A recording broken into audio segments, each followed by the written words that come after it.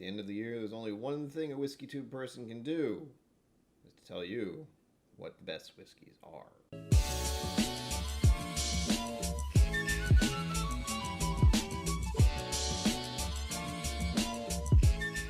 Welcome to KillCo Whiskey Musings. My name is Brian. I hope all of you had a lovely holiday, and I wish you all the best with the coming new year. With that said, let's get into the 5 whiskeys I feel are the best for 2021. Now, these are all going to be whiskeys I have had over the past year. That is the key to this. I did videos about them, I have drank them, I enjoyed them, and these are the ones I feel I liked the best. I have a specific one I have to start with, only to get it out of the way, only to say, I'm sorry. That's right, Colonel E.H. Taylor Small Batch. Ta-da!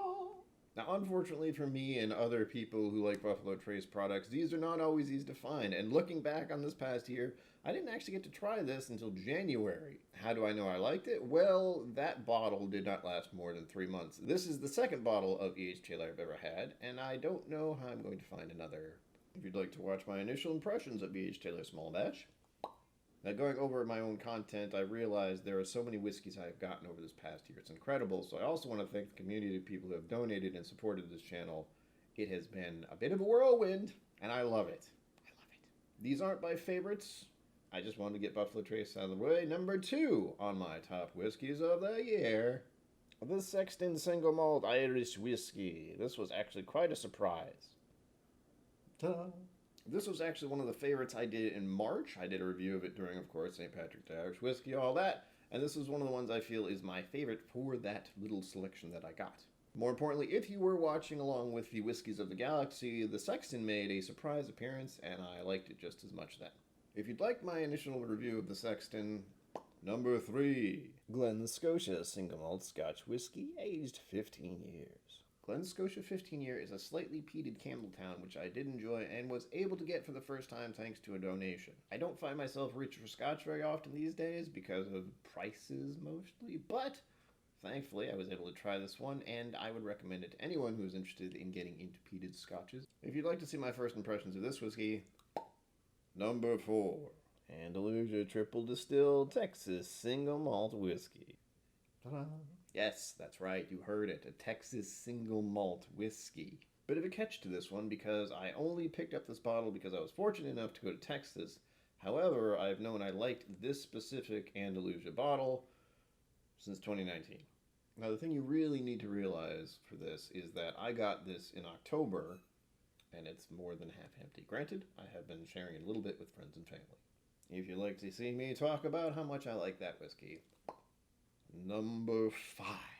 Maker's 46 Cask Strength. Yeah. Ta-da!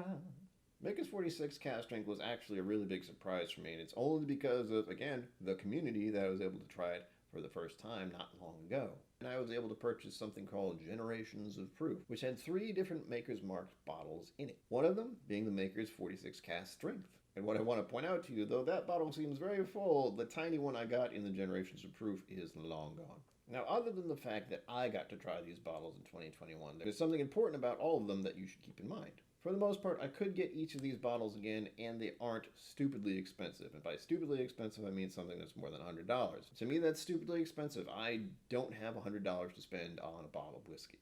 I don't have $50 to spend on bottles of whiskey. And yet here we are! Once again, the WhiskeyTube community never ceases to amaze me with their generosity and support in helping me do all of this.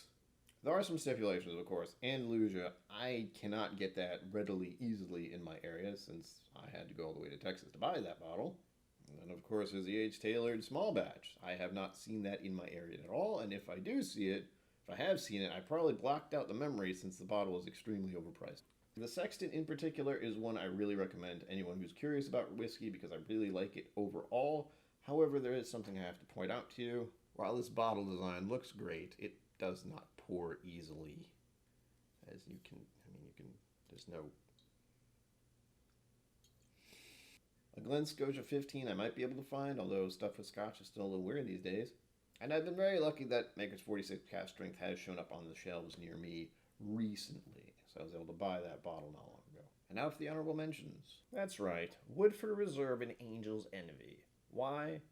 Both of these are KillCo Whiskey Musings bottles. As you can see, This is the first one I got that had my logo on it, which is amazing. And the second one, which I was thankfully able to open this year once I hit 500 subs. With that said, please be sure to like and subscribe and hit that bell. Thanks. Appreciate it. And of course, I've only just realized that I cannot toast out this video until I have some whiskey in my glass. So... oh yeah, that's a lovely pour right there. Perfect. Perfect. Thank you to everyone out there in the WhiskeyTube community. You have gotten me through the past 2 years, which have been real rough. If you've lived through them, you know. Because of you and your support, I am able to keep doing this, and you have no idea how much I appreciate that. I cannot say it enough times. Thank you.